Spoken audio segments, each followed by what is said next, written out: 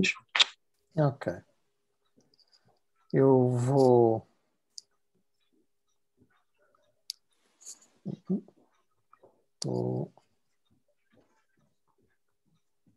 Deixa-me só ver se eu consigo tirar isto aqui do meu computador, que isto está... Queria ver se esta janela desaparecia daqui. Ok. Boa tarde. Eu julgo que já, se não estão todos, já estarão quase todos. Quero agradecer a vossa presença, quero agradecer também o convite que me foi dirigido para estar aqui neste seminário. O meu nome é João Salgado, sou do ISMAI, do Instituto Universitário da Maia, psicólogo clínico, psicoterapeuta e investigador nestas áreas também da e-health. E lançaram-me o desafio de falar um bocadinho, partindo um bocadinho da minha experiência mais a nível da e-health, fazer a ponte também para a psicologia da educação e para os colegas que trabalham mais nas áreas educativas. E assim fiz. Tenho esta comunicação intitulada Desafios e Oportunidades de Intervenção Psicológica baseada em meios digitais, daí Mental Health para a Psicologia da Educação. Conforme eu disse, eu tenho vindo a trabalhar na área mais da psicoterapia, nas questões de introdução de intervenções psicológicas baseadas em meios digitais, podendo funcionar como auxiliares na intervenção psicológica. Eu já o faço já há alguns anos, em conjunto com engenheiros informáticos e com pessoas de outras áreas disciplinares, e tem sido um trabalho interessante e não vou falar especificamente sobre esse trabalho, vou falar en passant, vai ser sempre uma pequena menção, mas foi um pouco a partir daí, julgo eu, que me terão feito por causa disso, que me terão feito este mesmo convite. Fiz parte do grupo de trabalho que fez as linhas orientadoras globais para a prática de intervenção psicológica baseada em meios digitais, um grupo de trabalho que tem umas guidelines publicadas desde algum tempo e, ao mesmo tempo, sou representante da Ordem dos Psicólogos Portugueses na EFPA, na Federação Europeia de Associações de Psicologia para as questões ligadas ao e-health, à saúde eletrónica, assim se quiser.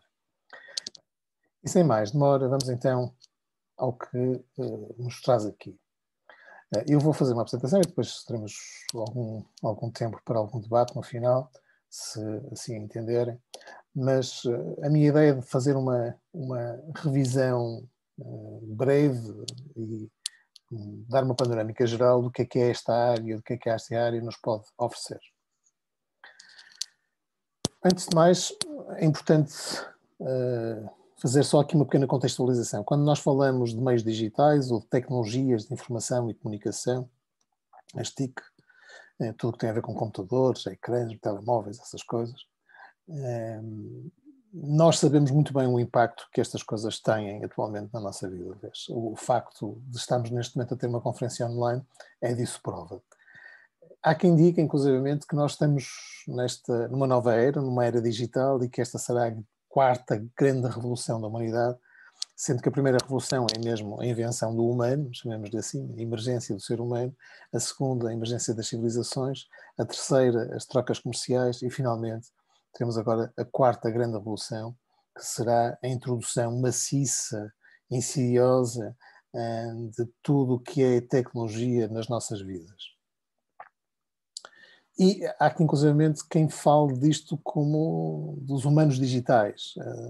O digital, de alguma maneira, tomou tanto conta da nossa vida, levou a uma transformação, tem levado a uma transformação tão radical da nossa vida, que nós hoje dificilmente já conseguimos viver sem telemóveis, sem computadores, sem formas de comunicação à distância, sem formas de ter acesso à informação que conseguimos ter neste momento, a todo momento. Não é? Aliás, para quem já fez alguma dessas curas, que alguns de nós já experimentaram, algumas dessas curas de ficar sem acesso à internet durante uma semana ou 15 dias ou qualquer coisa do género, sabe que a maior parte de nós experimenta uma estranheza acerca de como é viver sem esses mesmos meios. E isto acontece porque acaba por funcionar quase como uma extensão do nosso próprio corpo. Não é? Os meios digitais neste momento estão tão embranhados connosco. Nós levamos-los para os sítios mais inauditos, desde as mesinhas de cabeceira às casas de banho, a mais variados locais. E, portanto, eles estão tão presentes na nossa vida que acabam por ser, e são tão importantes para as nossas ações, que acabam por ser uma espécie de extensão, uma prótese quase da nossa vida, que acaba por, de alguma maneira, afetar tudo aquilo que nós fazemos. Isto tem consequências, obviamente, inevitáveis para a forma como nós vivemos, mas também tem influência também para todos os campos da nossa vida social, incluindo, obviamente, todas as dimensões psicológicas e educativas que elas possam ter. Então, nós podemos dizer que, de alguma maneira, fomos assistindo a uma transformação com esta era do digital, fomos assistindo a uma transformação no campo da psicologia, campo esse transformação essa que nos leva a novos problemas, mas que leva também a novas formas de intervenção. E eu, nesta comunicação, sem querer menosprezar os novos problemas, vou-me centrar, sobretudo, nas novas formas de intervenção, ou seja, eu vou estar particularmente centrado nas novas oportunidades e nos novos desafios e mesmo obstáculos que, eventualmente, possamos encontrar no nosso caminho, enquanto pessoas interessadas num bom uso das tecnologias ao serviço da educação.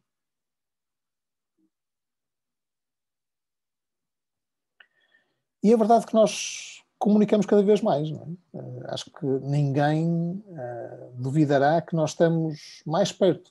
Vocês estarão neste momento, provavelmente, cada um de vocês, nos mais variados pontos. E estamos aqui, de alguma maneira, apesar de geograficamente distantes, nós estamos neste momento a partilhar um momento. E nesse sentido nós comunicamos cada vez mais, não é? Mas comunicamos de modos muito diferentes. E começaria exatamente só por abordar ligeiramente os problemas que este modo de comunicação pode trazer. Isto não é uma comunicação sobre os efeitos nefastos que as tecnologias têm, mas não me sentiria bem se não também os abordasse, nem que fosse numa primeira instância e de uma forma muito panorâmica. Já agora, também temos cada vez mais acesso à informação, não é? Mas também é verdade que a desinformação também tem crescido, olhos vistos, nas redes sociais, e sabemos da dificuldade que nós temos em ter meios adequados para saber lidar com esse problema. Portanto, estes são dois dos problemas que nós temos neste momento, dois problemas grosseiros, diria eu, que nós temos, que é de termos formas de comunicar que algumas vezes nos desenraizam do contacto com os outros, e ao mesmo tempo é que temos acesso a muita informação, mas que essa informação muitas vezes não ser devidamente coada, datada, e de não ser devidamente ponderada, e temos de fazer um esforço acrescido para conseguir distinguir o trigo do joio, a informação que de facto vale a pena daquela que é apenas desinformação. Então, façamos então só uma breve incursão de problemas que eventualmente com que nós nos vamos deparando ao longo do tempo,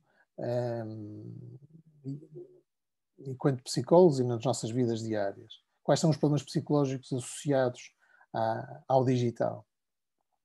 Temos vários exemplos de problemas novos trazidos pela evolução digital. Temos as edições ou as dependências à internet, a promoção de comportamentos agressivos e violentos, como, por exemplo, as próprias automutilações, o cyberbullying, numa variação do que acabei de dizer, as perturbações de jogos da internet, ou seja, pessoas que ficam, de facto, com um problema aditivo relativamente aos jogos da internet, aos videojogos. Temos também os diferentes problemas de segurança que muitas vezes nos afligem enquanto pais, educadores e mesmo enquanto cidadãos. E estes são apenas alguns dos exemplos. Então, perante isto, o que é que nós podemos fazer? Quando as pessoas se sentam à mesa num restaurante, saudosos tempos em que nós nos sentávamos num restaurante, mas lembrando esses momentos em que partilhávamos algum tempo com a família ou com os amigos, e que muitas vezes o que nós víamos era as pessoas pegarem nos telemóveis em vez de conversarem uns com os outros, imagem essa que com certeza nos faz sempre alguma confusão. E, portanto, há aqui um problema muitas vezes, de excesso de intromissão desta área digital nas nossas próprias vidas. O que é que nós temos de fazer perante isto? Bem, muitas vezes o que nós pensamos eu precisava era de uma cabana no meio de um sítio deserto, de forma em que não tem wireless, não tem a tecnologia nenhuma, de forma a poder resistir a isto. Havia um filme há uns anos atrás que acabava um bocadinho mal, que era o Into the Wild, em que alguém fugia pelo meio, para o meio da natureza, exatamente, para fugir daquilo que nós chamamos de civilização. Mas nós não precisamos necessariamente fazer isto, ok? Por muito bom que seja, eventualmente fazer uma pequena temporada num sítio afastado de todos estes meios, é verdade é que quando nós voltamos à vida social de que todos nós dependemos, de alguma maneira nós precisamos sempre ter algum tipo de acesso à tecnologia, saber trabalhar com ela. Não é? E, portanto, a este nível, eu acho que a psicologia tem necessariamente e tem que ter um contributo decisivo ao nível destes problemas, de forma a que a gente não tenha que se isolar para lidar com eles. E isso passa também, por incrível que possa parecer, muitas vezes fazer um melhor uso das próprias tecnologias, ou seja, nós precisamos saber usá-las o melhor possível, de forma que isso possa contribuir de uma forma adequada para o nosso próprio bem-estar.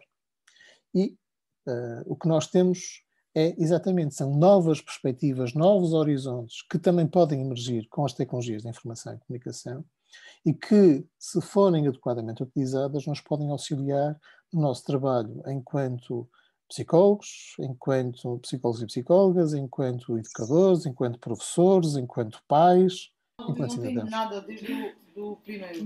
Nada, nenhuma fichinha. Desculpem, não estão a ouvir nada?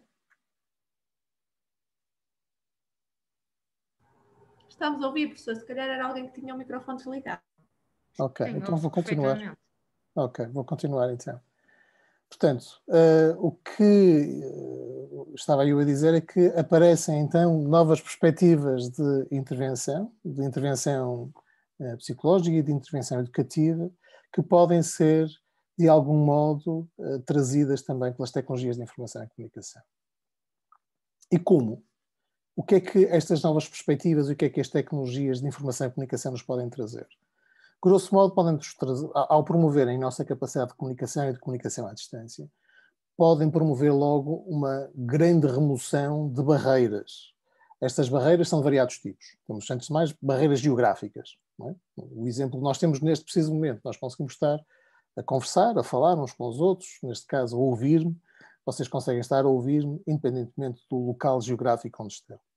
Depois há também barreiras financeiras que podem ser removidas, ou seja, pessoas que de outro modo não teriam acesso por falta de meios financeiros a determinado tipo de informação e a determinado tipo de intervenção, poderão fazê-lo e, inclusivamente, há a promessa em determinados momentos de conseguir reduzir os custos associados aos cuidados de saúde e aos cuidados educativos que eventualmente sejam necessários ter. Também algumas barreiras psicológicas, é se calhar mais fácil para algumas pessoas serem atendidas num regime online, por exemplo, do que em presença. Algumas barreiras sociais, algumas barreiras físicas, etc. E, portanto, isto leva a uma ampliação e até, em alguns casos, uma eventual redefinição das próprias formas de prestação de serviços pelos próprios psicólogos. O que é que isto é prometido? Isto este slide, esta imagem que eu tenho aqui, é tirada do site da Silver Cloud. A Silver Cloud, para aqueles que não conhecem, a Silver Cloud é um gigante na produção de software para questões ligadas à saúde mental. É o maior fornecedor de software de e-health para o sistema de saúde britânico. Mais de cerca de 90%, ou cerca de 90% dos produtos que existem em termos de saúde mental eletrónica no sistema de saúde britânico são fornecidos exatamente pela Silver Cloud e que tem uma série de plataformas, inclusive algumas delas vão mencionar um pouco mais à frente. E basicamente o que eles dizem o que é. Nós temos soluções de escala para aumentar o acesso, reduzir os custos e melhorar os resultados dos pacientes. Ou seja, o que é que se promete? Promete-se uma escala de intervenção muito maior, inimaginável sem estes meios, que nos permitirá ter muito mais gente tratada, quando dizem tratada aqui, também poderá ser educada, eventualmente até com melhores resultados e com redução de despesas. Isto é, digamos, resolver a quadratura do círculo, quase. É uma promessa que é difícil de cumprir, mas se ela for, pelo menos parcialmente conquistada, já valerá a pena.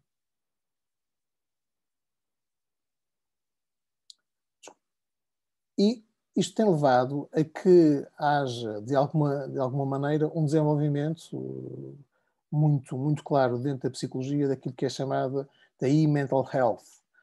A e-health foi definida pela Organização Mundial de Saúde como uma utilização rentável e segura das tecnologias de informação e comunicação para apoiar os diferentes aspectos relacionados com os cuidados de saúde, incluindo os serviços de saúde, a vigilância, a educação, bem como o conhecimento e a investigação.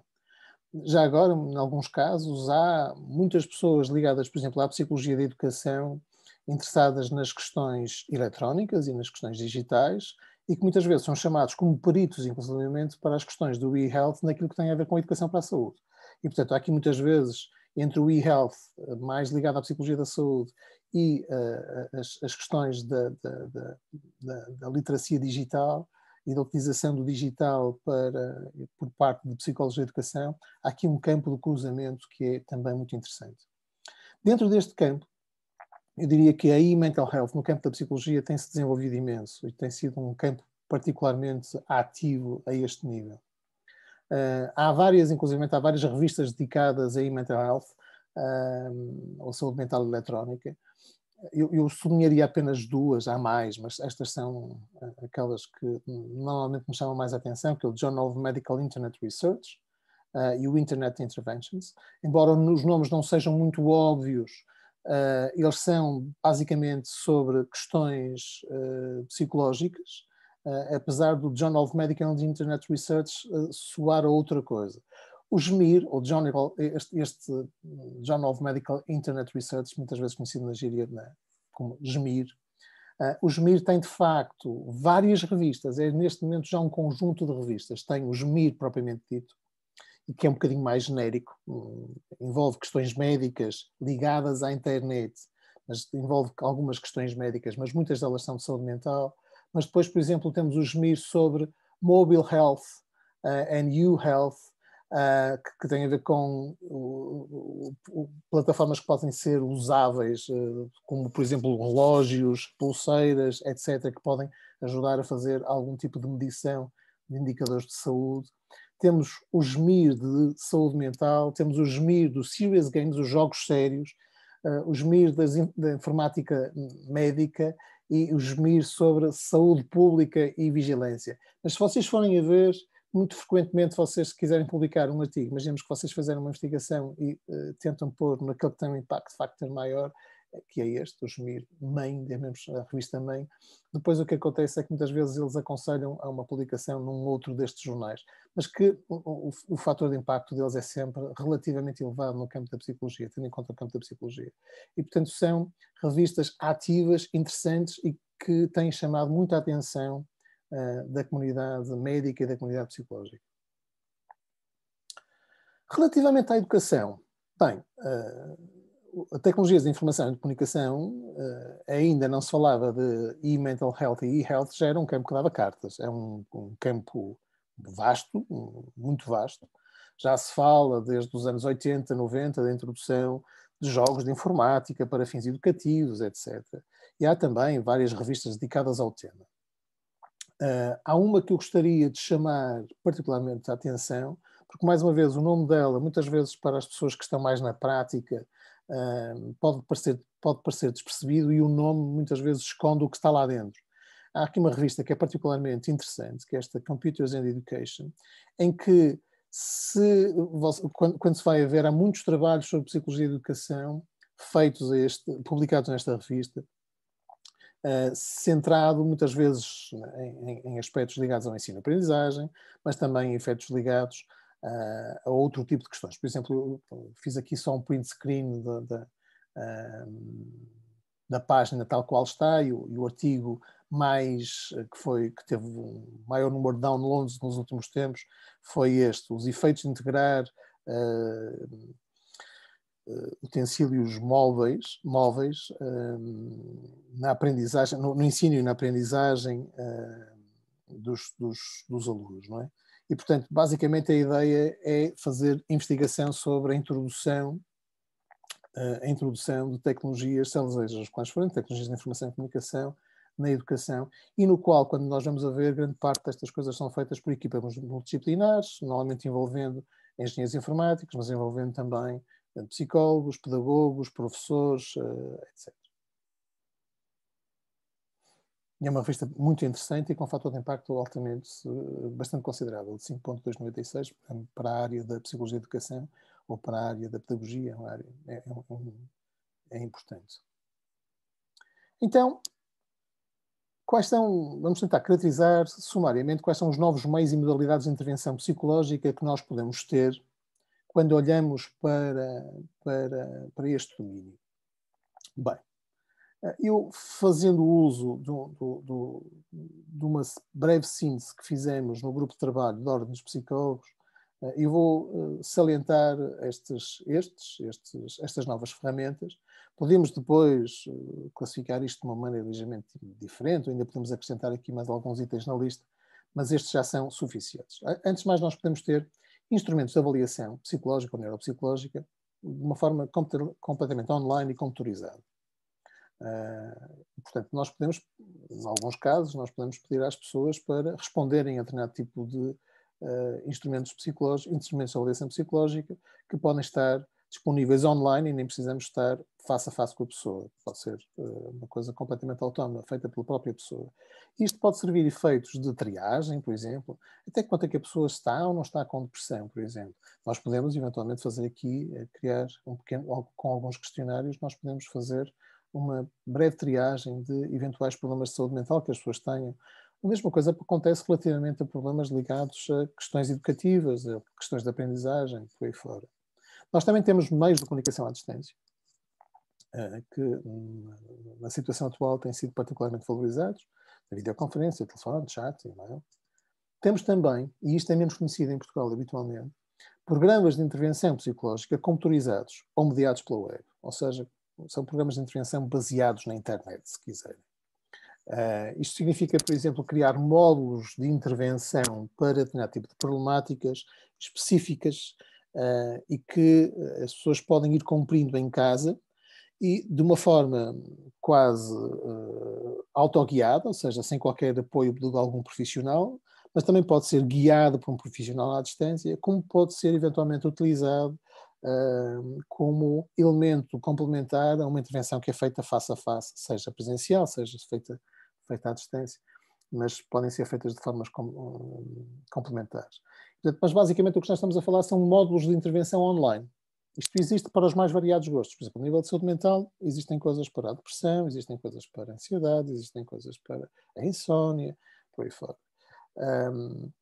A mesma coisa acontece neste momento também para programas educativos relativamente a algum tipo de conteúdos. Vocês já provavelmente, por exemplo, que estão ligados ao ensino das ciências, ou ao ensino, sei lá, da matemática, ou do português, e começam a aparecer cada vez mais produtos a este nível que prometem, de alguma maneira, que o aluno vá progredindo autonomamente num determinado jogo ou num determinado ambiente que é completamente online.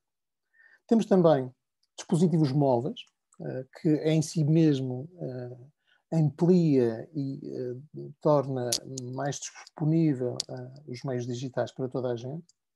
Um outro formato, uma outra ferramenta a ter em conta são os jogos. E aqui fala-se muitas vezes de jogos sérios, serious games. Os jogos sérios são jogos onde se aprendem coisas sérias. Basicamente, a ideia é ter uma determinada competência, uma determinada qualidade a ser desenvolvida e basicamente criar um ambiente gamificado que de alguma maneira permita as pessoas ir progredindo, ir julgando, mas sempre centrado em coisas que sejam relativamente sérias. Temos também ambientes de realidade virtual ou de realidade aumentada que podem ser utilizados para várias finalidades. E temos ainda, em última análise, tecnologia robótica aplicada à saúde e à saúde mental, que eventualmente, e à educação, em última análise também, que também que começa a dar os seus passos de uma forma mais firme. Ora, todas estas ferramentas que nós temos aqui listadas, depois podem dar origem a serviços de psicologia mediados por TIC, ou seja, nós podemos utilizar isto para formatar a forma enquanto psicólogos e psicólogas servimos os nossos clientes. E uma das as modalidades que se destacam mais uma vez não vamos ser exaustivos aqui, mas aquelas que se destacam mais, será a telepsicologia, ou psicoterapia, ou aconselhamento online, ou seja, atendimento psicológico, consulta psicológica feita à distância. Também podemos ter intervenção psicológica com recurso a programas de intervenção computadorizados, ou seja, baseados na internet, que eu vos falei anteriormente. Podemos também fazer algo muito parecido, mas mais baseado nos dispositivos móveis, nos telemóveis. E depois, em última análise, podemos também ter coisas como grupos de online. Isto para lá de sites com informação, formas de, eventualmente, conseguir de guiar as pessoas através de fóruns de discussão. Há múltiplas formas que podem, entretanto, surgir também a este propósito. Mas estas são algumas das principais. Relativamente à telepsicologia, acho que todos nós, de alguma maneira, fomos forçados durante esta pandemia a ter que nos ambientar a estas novas exigências e este novo ambiente. Não é? E, portanto, uma das coisas que nós nos habituamos a fazer foi utilizar, por exemplo, tecnologias como o Zoom, que vieram progressivamente substituir outras. As pessoas falam cada vez mais em Zoom, falam menos em Skype, por exemplo, mas o Skype continua aí. Mas também há soluções, por exemplo, como por exemplo o Microsoft Teams, que tem depois pacotes específicos para profissionais de saúde, por exemplo. E a ideia basicamente é que nós podemos fornecer serviços à distância. Não é? Agora, há aqui algumas questões que permanecem por ser resolvidas. É lógico que nós tivemos uma aprendizagem muito rápida durante o último ano relativamente ao uso de consultas à distância. Uma das únicas coisas boas, provavelmente, que a pandemia... As pessoas falam muitas vezes das coisas boas que a pandemia trouxe. Eu vejo muito poucas. Eu não trocava por nada um mundo sem pandemia. Claramente preferível, julgo eu, para todos nós.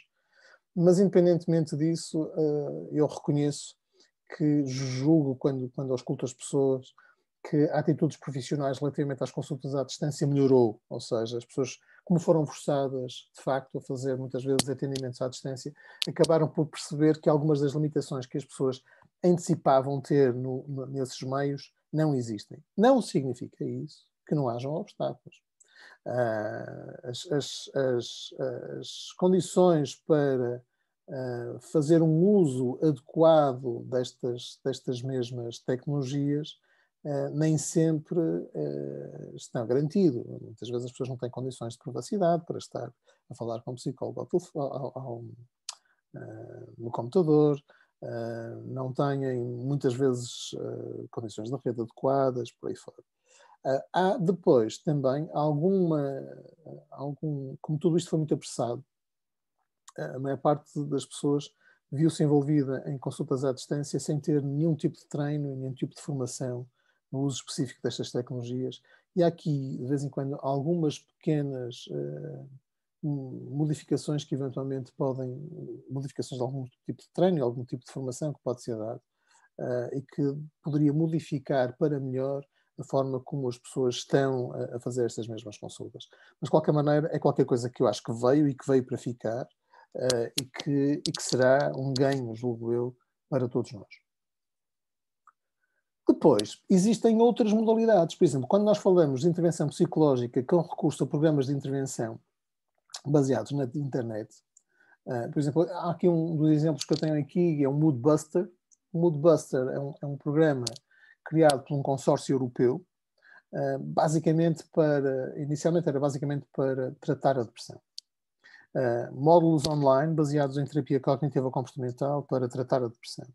E o que nós fizemos na nossa equipa no ISMAI foi, em conjunto com o Inesc, fazer uma adaptação deste Moodbuster para português e começar a utilizá-lo e a ver a sua eficácia. Portanto, isto é uma coisa que existe neste momento em português, e que neste momento está a funcionar. Ainda estamos em fases de testes de algumas coisas, mas estão neste momento, nós temos os dados que nós temos neste momento mostram que é uma coisa que funciona e que pode ser utilizado como uma forma de reduzir o número de consultas presenciais que nós temos em termos de terapia, ou seja, as pessoas podem fazer mais trabalhos de casa, se quiserem, entre consultas, e que isso pode permitir um maior espaçamento das consultas e diminuir a necessidade de vir semanalmente, por exemplo, ao psicólogo. Depois, aqui eu estou-vos a mostrar algumas das aplicações que existem da Silver Cloud para questões de saúde mental. E existem imensas. Ansiedade generalizada, ansiedade de doença, obsessão-compulsão, ansiedade social, fobia, pânico, depressão, stress, depressão e ansiedade, o toolkit da perturbação bipolar. Se vocês forem para o well-being, para o bem-estar, vão encontrar muitos mais. E, portanto, isto são exemplos. O que é que são estas coisas aqui? Cada uma destas coisas é um programa informático que é utilizado normalmente num sistema de saúde britânico para situações de depressão leve a moderada, em que as pessoas se mostram disponíveis para serem guiadas neste processo à distância, ou seja, contacto telefónico, algum contacto por e-mail regular, todas as semanas, 10, 15 minutos, contactam com um profissional de saúde, e basicamente o trabalho que as pessoas vão fazendo relativamente a cada uma destas condições é um trabalho autónomo. Elas vão fazendo isto e vão respondendo isto em casa. Ao mesmo tempo, o profissional de saúde em casa vai monitorizando, vai percebendo se as pessoas estão a aderir, se não estão a aderir, se a coisa está a resultar, que resultados é que as pessoas estão a ter mediante os questionários que lhes vão sendo aplicados, e, portanto, podem ir fazendo algum tipo de intervenção à distância, diminuindo, e essa é a promessa, diminuindo os encargos que isto representa para o sistema de saúde. Algumas vezes as pessoas dizem, mas isso significa que os psicólogos não são necessários? Não, não é verdade. As pessoas que estão responsáveis, na maior parte dos counties na Inglaterra, onde estas tecnologias são utilizadas, os técnicos que são responsáveis por a implementação deste tipo de plataformas à distância são responsáveis sensivelmente por 3.000, 4.000 no máximo pacientes. Portanto, é um número que ainda estamos muito longe em Portugal de conseguir ter. E este é um exemplo de como é que nós podemos pegar também nestas plataformas. Isto é um projeto do qual eu fui responsável, em que nós basicamente, no I Care for Depression, basicamente nós utilizamos aquela plataforma, o Moodbuster, basicamente para combinar consultas face a face com módulos autoguiados online para tratamento da depressão e, conforme eu vos disse anteriormente, com resultados particularmente promissores. E, portanto, eu estou-vos a falar até agora basicamente de questões mais ligadas à saúde e à saúde mental, não é? A questão depois é, e na psicologia da educação? Isto não existe? Bem, existe. Nós todos sabemos que existe neste momento ensino baseado em meios tecnológicos, há aí ferramentas, há escolas virtuais, há plataformas onde se mostra de uma forma muito clara o cruzamento entre a educação e estas plataformas. Depois, há coisas que são menos evidentes, mas que também têm sido feitas. Por exemplo, tem sido muitas vezes estudados como é que alguns jogos, alguns videojogos, podem ser eles próprios contextos de aprendizagem. E houve um caso paradigmático disto, que é o Portal 2, um jogo, basicamente em torno de puzzles, mas que foi estudado basicamente até que foi estudado como uma ferramenta possível ou potencial de resolução de problemas, desenvolvimento da capacidade de resolução de problemas, de capacidades espaciais e de persistência nas tarefas.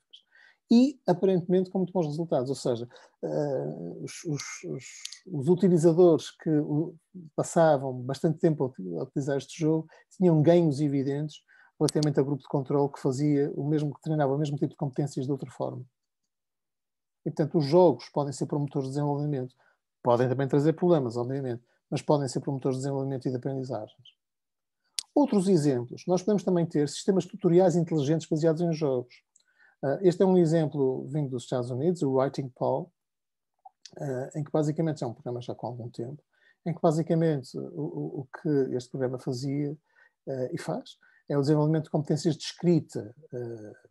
A ideia não é isto vir substituir o ambiente de sala de aula, mas que seja um complemento a essa mesma sala de aula, de forma a poder-se dar algum feedback individualizado, de forma que os estudantes depois consigam, de alguma maneira, desenvolver as suas competências de escrita. Também temos as tecnologias imersivas. E as tecnologias imersivas são um bocadinho mais difíceis de levar para a sala de aula. Normalmente as salas de aula não têm caves e coisas do género que são utilizadas na realidade virtual e na realidade aumentada, mas podem ser passíveis de ser utilizados em ambientes muito específicos, por exemplo, em museus, em centros de ciência, e têm sido criados bastantes projetos a este nível, a nível internacional, da utilização destas tecnologias em ambientes informais de aprendizagem, inclusivamente a promoção de novas formas de aprendizagem. Eu vou-vos dar um pequeno exemplo disto. Há um projeto em Illinois, em Chicago, chamado Elastics, em que basicamente há algum tipo de... em que se utiliza a realidade aumentada ou a realidade virtual para, de alguma maneira, se promover formas de aprendizagem centradas no próprio corpo, ou seja, em que a utilização do próprio corpo. Há um outro projeto ao lado do Elastics, no mesmo centro de investigação, onde eles utilizam o movimento do próprio corpo para que as crianças do 7º ou 9º ano consigam aprender melhor o movimento dos planetas e a compreender de uma forma mais intuitiva como é que os planetas se movem e quais são os fatores que são responsáveis por esse tipo de movimento. E há uma espécie de embodiment, uma centragem no próprio corpo e uma ação na própria realidade virtual que faz com que o aprendente, o aluno, de alguma maneira, seja ativo no seu próprio processo de aprendizagem. E que seja um processo corporalizado. E relativamente à orientação vocacional, também já não é de agora o uso de plataformas digitais para apoiar processos de consulta vocacional. Desde prestar informação, poder fazer avaliações online, grande parte do que foi dito sobre os processos de avaliação, ele pode ser feito também online. Como há também agora, tem surgido cada vez mais plataformas online de orientação vocacional. E, curiosamente, eu tenho um colega no ISMAI que é responsável neste momento, o Francisco Machado, que é responsável por um projeto a este nível, que é responsável pelo e-guidance, conforme nos chamam aqui, orientação vocacional gamificada, promoção da construção de carreira e desenvolvimento vocacional significativo e participativo através de uma plataforma digital gamificada.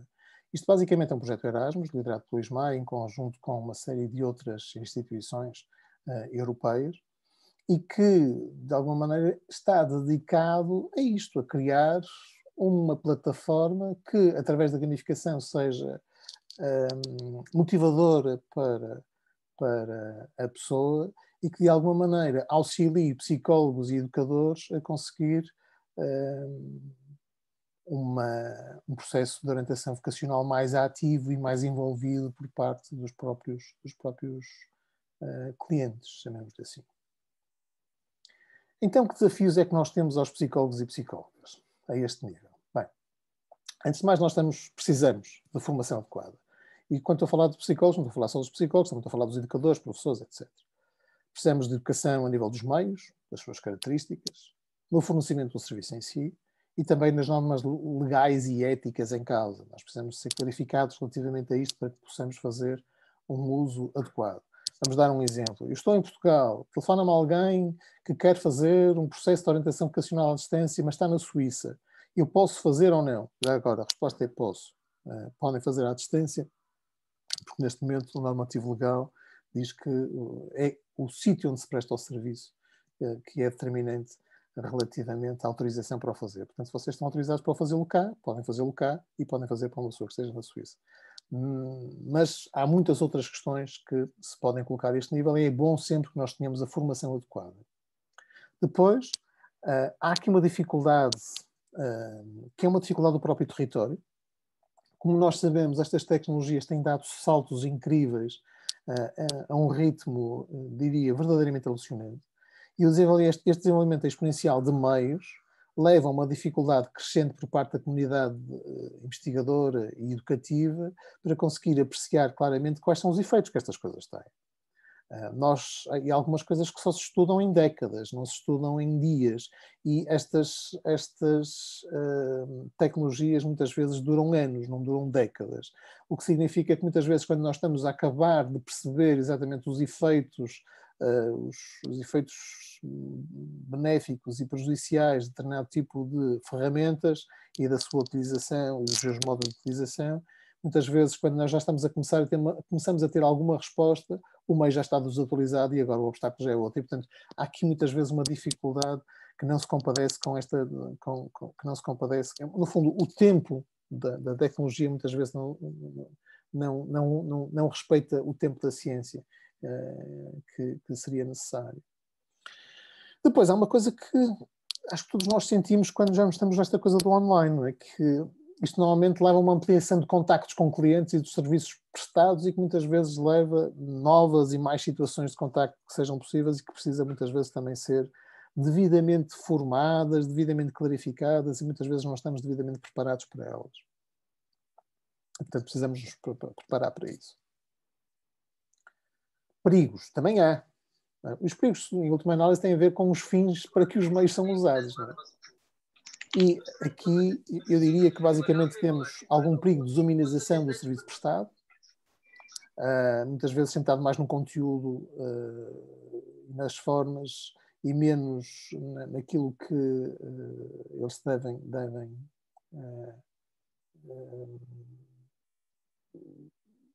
não nos devemos esquecer qual é o objetivo, diria eu, do que estamos a fazer. E muitas vezes estes meios fazem com que esses objetivos se esqueçam. Depois, muitas vezes, estes meios tendem a criar muitos indicadores de bem-estar, saúde, educação, etc. E muitas vezes as pessoas começam a trabalhar para as métricas e menos, de facto, para os objetivos. E isso muitas vezes é pernicioso para a nossa própria prática, portanto, precisamos ter algum cuidado. A sobrecarga e o excesso de trabalho que muitas vezes isto representa, até porque ao eliminar-se muitas vezes barreiras na separação entre o trabalho e a esfera privada, que foram exacerbadas durante esta pandemia, isto acaba por ser também um problema. Em alguns casos, precisamos ter cuidado com o facto disto poder, em vez de promover a adaptação social e a educação das pessoas, promover exatamente o contrário, a exclusão, o isolamento, a clausura. Temos que também ter algum cuidado com a cultura de hiperindividualismo que anda à solta na internet muitas vezes. E também, o que eu diria é que estes perigos também serão quase resultados inevitáveis da marcha do tempo e que de alguma maneira nós temos de estar preparados para eles, não é? Não vá um dia a gente ter que explicar ao nosso filho que ele não foi um download, ele nasceu mesmo, não é? E então, quais são as potencialidades e oportunidades, e com isto eu gostaria de terminar. Antes de mais, ampliar a capacidade de intervenção, removendo barreiras, promovendo uma maior escala, melhorar a relação custo-benefício e possibilidade de intervir à distância ou centrada na autoajuda, educar a população em questões psicológicas e de promoção de bem-estar, fomentar uma real implementação de políticas de prevenção e de desenvolvimento com menores custos e maior eficácia.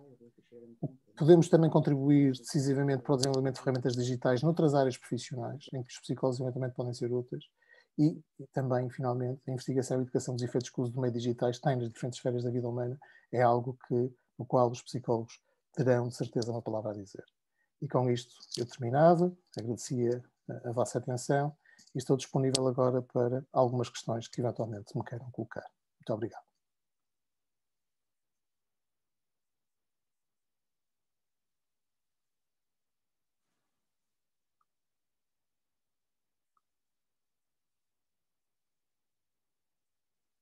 Eu sei que tem aqui 99 intervenções no bate-papo, mas muito sinceramente eu estava focado na minha intervenção, portanto confesso que não sei o que é que está no bate-papo.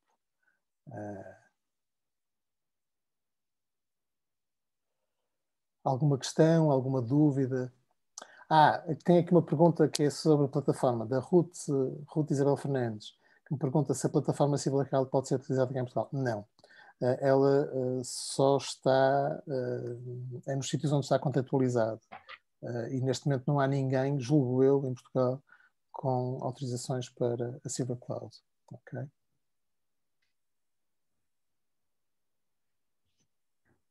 Sou João Salgado. Posso? Sim. Laura Canelas. Eu estava a ouvi-lo e estava curiosa. Uma das questões era esta: se o Silver Cloud era acessível em Portugal, se o acesso é gratuito ou não a estas plataformas. Eu conheço algumas que são, mas esta em concreto, as que mostrou hoje, para mim foi novidade. Não. Agradeço a partilha. E sim, algumas, a maior parte das grandes plataformas são comercializadas também em grande escala. E a Silver Cloud, nós estamos a falar de um gigante, a nível, sediado na Irlanda, para pagar poucos impostos. Estamos a falar de um gigante em termos de software.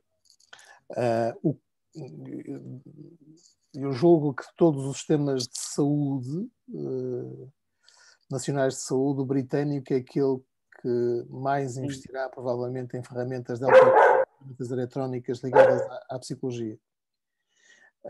E, portanto, eles fornecem isto mesmo em larga escala. Agora, o que eles fazem é contratualizar com o NHS, não é? com o sistema de saúde britânico, e depois, a partir daí, é o sistema de saúde britânico que decide quem é que são as pessoas que têm acesso. Provavelmente é criado algum tipo de link para isso. Nós, no ISMAI, com o Inés, que temos esta versão portuguesa do Moodbuster, que neste momento ainda estamos a negociar a possibilidade de, eventualmente, poder fornecer isto a pessoas, dando-lhes formação adequada, mas para isso precisamos da autorização do consórcio europeu. O consórcio europeu, a questão do consórcio europeu não é uma questão financeira, é uma questão de organização. Ou seja, o consórcio europeu é um conjunto de pessoas que criou esta plataforma, é um conjunto de instituições e de pessoas que resolveram, que tiveram financiamento por parte da União Europeia para fazer isto há uns anos atrás. E criaram estas ferramentas, começaram por criar estas ferramentas. O que acontece é que, entretanto, o consórcio vive sem dinheiro, não é? Portanto, eles não têm dinheiro. E, portanto, isto acaba por juntar o consórcio, não é uma coisa simples. E, portanto, mas, entretanto, nós estamos com essa ideia de, eventualmente, conseguir lançar alguma formação e poder, gradualmente, também ir introduzindo estas ferramentas cognitivo-comportamentais e mostrar como é que elas podem ser utilizadas. Okay? Posso só colocar outra questão pequenininha? Eu ouvi-o a falar, isto é dirigido, imagino, para adultos. Sim. Ou também poderá ser utilizado com adolescentes. É porque eu, em contexto de escola, nós trabalhamos muito com crianças e com adolescentes. Sim. Eu tenho também esse viés. Portanto, eu tenho dois vieses aqui. Um é o viés do psicólogo clínico e o outro é o viés de trabalhar sobretudo com adultos. Mas, de qualquer maneira, é verdade que há ferramentas que estão a ser trabalhadas e que estão a ser desenvolvidas também a nível da saúde mental, mais para jovens e para crianças.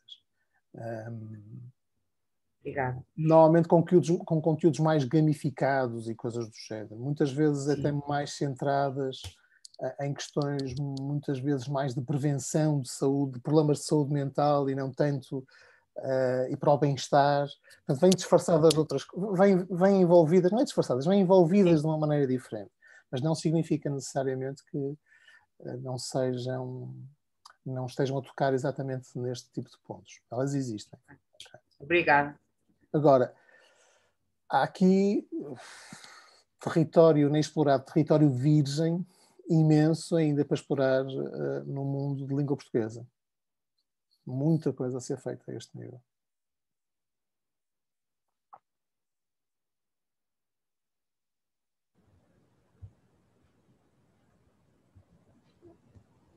Boa tarde, professor. Boa tarde. Posso colocar uma questão? Relativamente então ao site que nos mostrou do Guidance, sim. Também não é possível utilizarmos, ou é? O Guia Guidance basicamente é um projeto que vai estar implementado até 2022 e eu não sei, eu não faço parte da equipa, eu conheço a equipa, parte da equipa do ISMAI, mas eu julgo que a ideia depois é divulgar. Portanto, a ideia não é que aquilo fique fechado a ideia é que haja uma plataforma que eventualmente esteja disponível, não sei exatamente em que termos, não é? Mas normalmente os projetos Erasmus+, estas plataformas, quanto mais públicas e disponíveis e gratuitas, melhor. Portanto, julgo que é mais uma coisa desse género. Obrigada, Okay. professor. E criar a ferramenta e depois disponibilizá-la, não sei exatamente em que moldes. Está bem, professor. Obrigada pela partilha.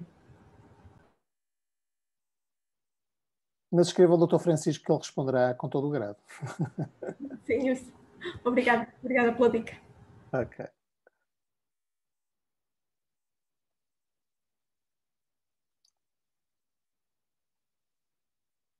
Mais alguma questão?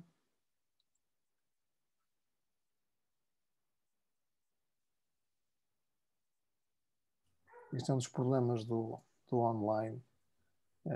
Estes silêncios que parecem sempre um bocadinho mais comprometedores. Não sei se posso falar. Olá, Conceição. Olá, tudo bem?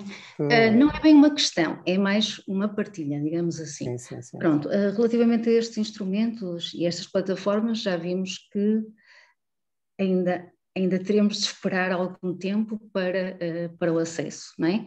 Para termos esse acesso e podermos explorar. De qualquer forma, eu acho que o ano passado, de uma forma ou de outra, obrigou-nos de facto a agir. Eu tenho de admitir, quando eu pensei fazer as consultas por videochamada, o atendimento aos miúdos por videochamada, os meus adolescentes, no início fiquei muito receosa, como é óbvio, não é? Principalmente pelas questões de privacidade. Curiosamente, eu acho que não tenho tanto que me preocupar, porque eu acho que eles têm mesmo, eles próprios, efetivamente, têm cuidado com essa privacidade.